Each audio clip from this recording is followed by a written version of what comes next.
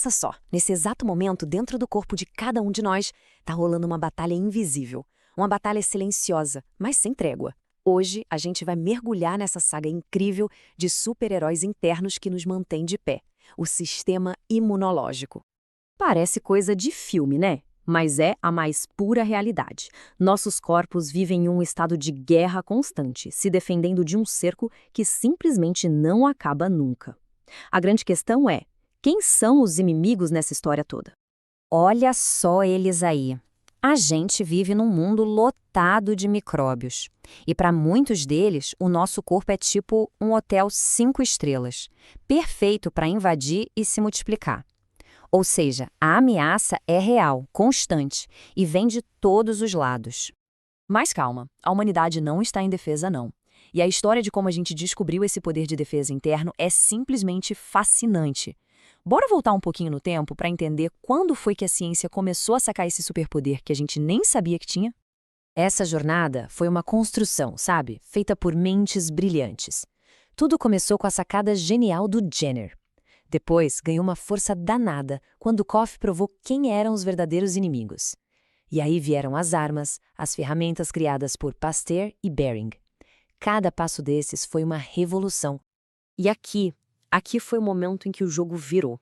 O Edward Jenner percebeu uma coisa muito curiosa. As mulheres que ordenhavam vacas e pegavam a varíola bovina, que era super leve, não pegavam a varíola humana, que era mortal. E aí, num ato de coragem, para não dizer loucura, ele testou a teoria num garoto.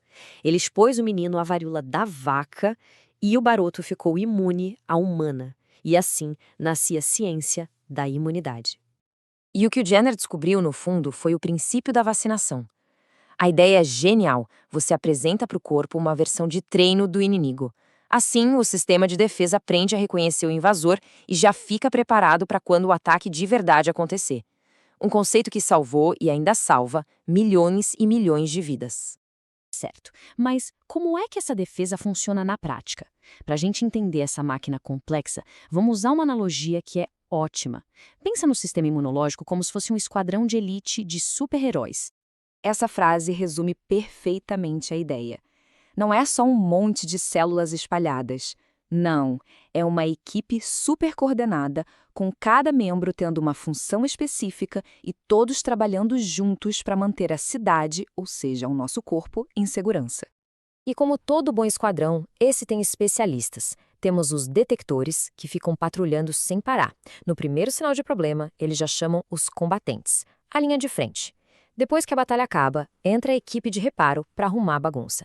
E orquestrando tudo, os comunicadores garantem que a resposta seja rápida e sincronizada. E toda missão segue um roteiro bem claro. Primeiro passo: reconhecer o inimigo. Segundo, mobilizar as tropas certas para aquela ameaça específica. Terceiro, claro, é o ataque para eliminar o invasor. E por último, e super importante, controlar. Ou seja, acalmar as coisas para que o corpo volte ao normal. E olha só que imagem incrível de um combatente em plena ação. Isso aí é um fagócito. O trabalho dele é literalmente comer o invasor. É isso mesmo. Ele chega, engole o micróbio e o destrói por dentro.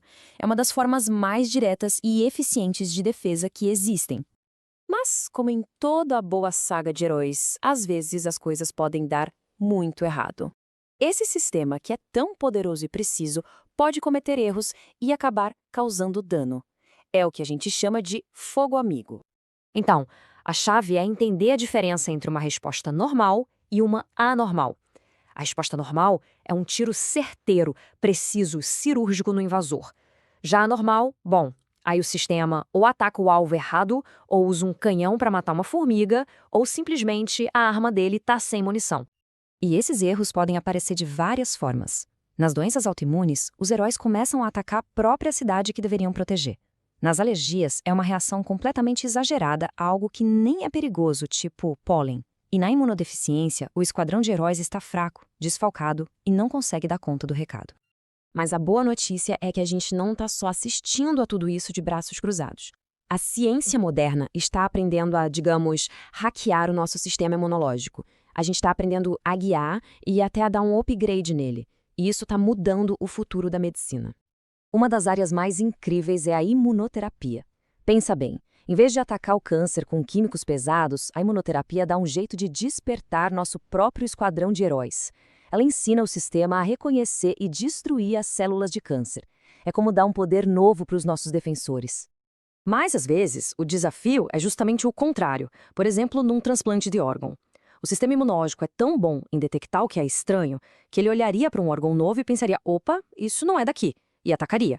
É aí que entram os imunossupressores. Eles basicamente dizem: calma, galera, esse aí é amigo, pode deixar entrar. E as vacinas, claro, não pararam no tempo. As de nova geração usam uma estratégia sensacional, tipo um cavalo de Troia. Os cientistas pegam um vírus que não faz mal nenhum e usam ele como um entregador para levar as instruções de como combater um vírus perigoso.